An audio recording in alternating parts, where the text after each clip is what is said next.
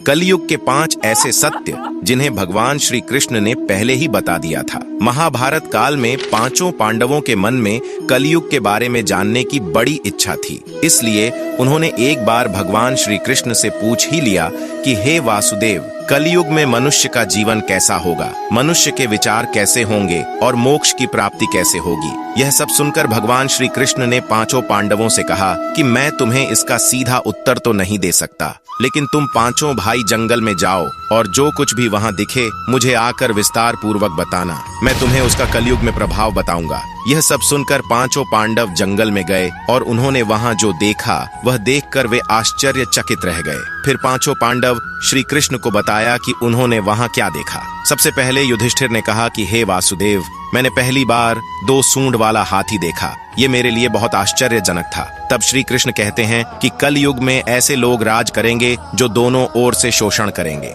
कहेंगे कुछ और करेंगे कुछ और, मन में कुछ और होगा और कर्म कुछ और ही करेंगे। ऐसे ही लोगों का कलयुग में राज होगा। उसके बाद अर्जुन ने कहा कि हे वासुदेव, मैंने जो देखा वह तो इससे भी आश्चर्यजनक था। मैंने एक पक्षी देखा जिसके पंख पर वेद लिखे थे, लेकिन वह मांस खा रही थी। तब श्री कृष्ण बताते हैं कि कलयुग में ऐसे लोग रहेंगे जो बड़े ज्ञानी कहलाएंगे, वे ज्ञान की चर्चा तो करेंगे लेकिन उनका आचरण राक्षसों जैसा होगा। कलयुग के मनुष्य धन और संपत्ति के लोभी होंगे, भले ही उनके पास कितना भी ज्ञान क्यों ना हो। उसके बाद भीम ने कहा कि एक गाय अपने बछड़े को इतना चाटती है कि बछड़ा लहू लोहान हो जाता है। तब श्री कृष्ण कहते हैं कि कलयुग में माँ के बच्चों की प्रति ममता इतनी बढ़ जाएगी कि उन्हें अपने विकास का अवसर ही नहीं मिलेगा, जिसके कारण मोह माया में पड़कर वे बर्बाद हो जाएंगे। इसके अलावा जब किसी का बेटा घर छोड़कर साधु बनेगा तो हजारों लोग उसके दर्शन करने जाएंगे, लेकिन जब खुद का बेटा साधु बनेगा तो वे रोएंगे कि मेरे बेटे का क्या होगा। कलयुग में बच्चों के प्रति ममता इतनी बढ़ जाएगी कि उसे मोह माया और परिवार में ही बांध के रखेंगे। उसके बाद सहदेव ने कहा कि मैंने 7 कुएं के बीच में एक सूखा कुआं देखा, लेकिन यह कैसे हो सकता है।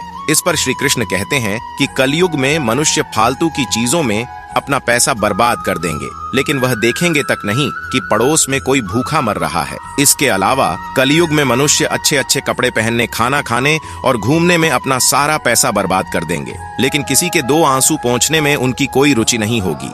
इसके बाद नकुल ने कहा कि एक चट्टान सभी पेड़ पौधे को तोड़ रहा था, लेकिन वह एक छोटे से पौधे पर टकराकर रुक जाता है। इस पर श्री कृष्ण कहते हैं कि कलयुग में लोगों का जीवन पतन हो जाएगा। ऐसे में हरि नाम का एक छोटा सा शब्द उस पतन को रोक पाएगा।